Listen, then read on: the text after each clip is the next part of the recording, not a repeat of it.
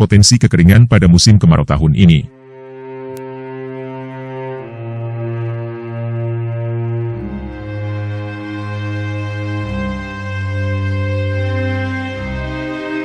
Kepala Badan Meteorologi, Klimatologi, dan Geofisika, BMKG, Dwi Korita Karnawati mengeluarkan peringatan terbaru. Namun, kali ini, bukan mengenai kapan La Nina menghantam Indonesia dan dampaknya. Dikabarkan, Dwi Korita mengirimkan surat kepada Presiden Joko Widodo terkait potensi kekeringan pada musim kemarau tahun ini. Dalam surat tersebut, dia meminta pemerintah memberikan perhatian khusus akan potensi terjadinya hotspot serta kebakaran hutan dan lahan, karhutla. Saat ini sebagian wilayah di Indonesia mengalami kondisi kering, terutama yang lokasinya ada di bagian selatan Khatulistiwa. Berdasarkan analisis hari tanpa hujan, HTH, mayoritas wilayah di Jawa, Bali, dan Nusa Tenggara sudah mengalami HTH sepanjang 21-30 hari atau lebih panjang. Selain itu, sebanyak 19% dari zona musim, ZOM, sudah masuk musim kemarau. Diprediksi, sebagian besar wilayah Jawa, Bali, dan Nusa Tenggara segera menyusul memasuki musim kemarau dalam 3 dasarian ke depan.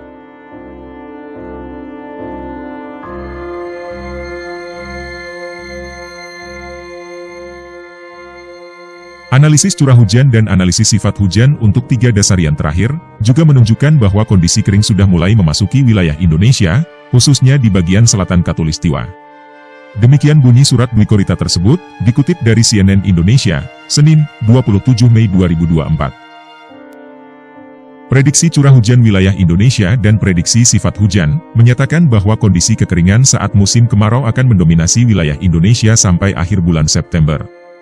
Hasil monitoring satelit, menunjukkan kemunculan beberapa titik panas atau hotspot awal, pada daerah-daerah rawan kebakaran hutan dan lahan. Daerah dengan potensi curah hujan bulanan sangat rendah, dengan kategori kurang dari 50 mm per bulan, perlu mendapatkan perhatian khusus untuk mitigasi dampak kekeringan.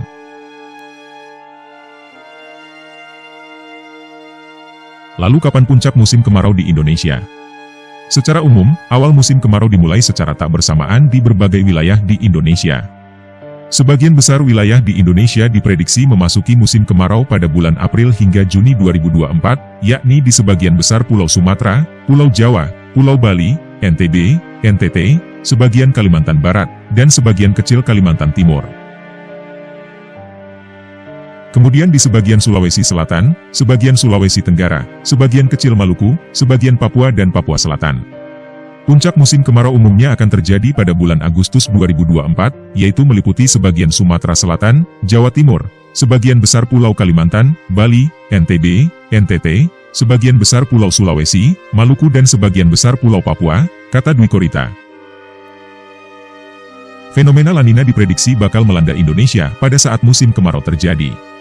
Pada saat terjadi La Nina, hembusan angin pasat dari Pasifik Timur ke arah barat sepanjang ekuator menjadi lebih kuat dari biasanya. Menguatnya angin pasat yang mendorong massa air laut ke arah barat, maka di Pasifik Timur suhu muka laut menjadi lebih dingin. Bagi Indonesia, hal ini berarti risiko banjir yang lebih tinggi, suhu udara yang lebih rendah di siang hari, dan lebih banyak badai tropis.